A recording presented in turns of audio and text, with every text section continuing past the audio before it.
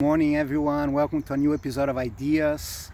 I was reflecting today about some feedback that I received from some folks that saw some of these videos, not many.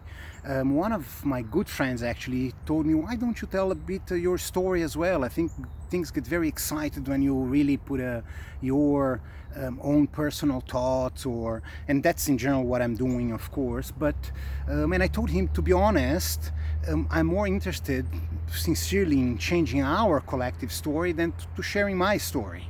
That's really my agenda. My agenda is really to trigger reflections of what we want as a collective, as a society, for our future, how we want to invest our resources, money, thoughts, labor, ideas, in order to build a better future. That's, to be honest, my only agenda, my only objective.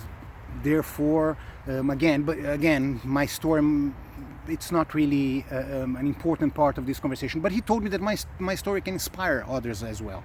So in a nutshell, I will be very brief with my kind of professional story, which hasn't been very linear, to be honest. So I studied business administration in Brazil. I worked for an investment banking for basically all the years that I was at school, part-time or full-time at the bank when I could transfer for the kind of early evening studies.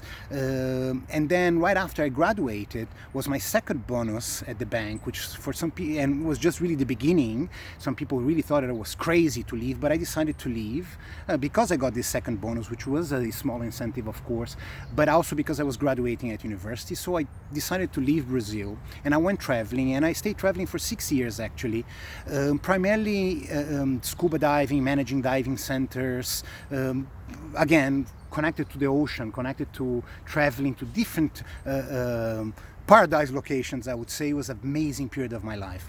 I went back to Brazil in 2001, the end of 2001, and not long after I started to work for the Brazilian support system for the micro and small businesses, which is a kind of it's a capacity builder and funder of small and micro businesses in Brazil. So I worked for them for the next 5 years, and that was the time that I stayed in Brazil before departing again. And it's important to mention this period because I continued traveling during these 5 years. My work was connected to helping small and medium-sized cities to develop their touristic potential, so helping folks to think about what tourism would look like for them, and then evolve to business plans and implementation plans, and some successful, some not. But I continued traveling for 5 years, but at this time in Brazil. And then I decided to leave Brazil with my wife, and we moved to Canada. And this was 2006. We arrived here pregnant, so we had our first son here, and then our second son here as well 5 years later.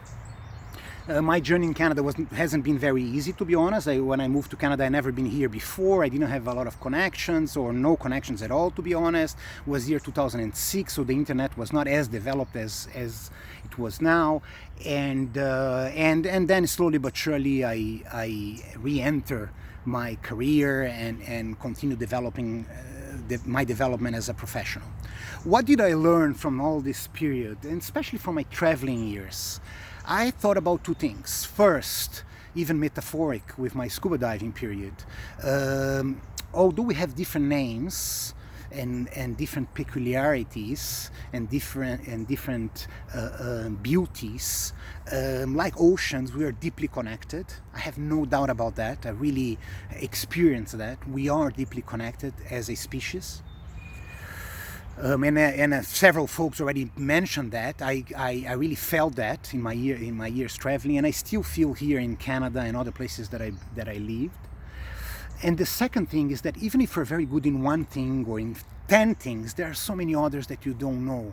You know, when you travel, what you really learn is that you don't know a lot, because there are so many different ways of living, of experiencing life, of beliefs, and so on. So humility is perhaps the most important virtue that one should carry. And the third and final observation of this period is how amazing it is to travel. to visit new places, but also old places. You know, if you have the ability to exercise seeing things with the eyes of the first time and doing this conscious exercise, but even if you don't do that, life is still very beautiful. So here is my thought of today, a bit of my story in almost 5 minutes. Thank you for listening. Please share your thoughts and have a great day.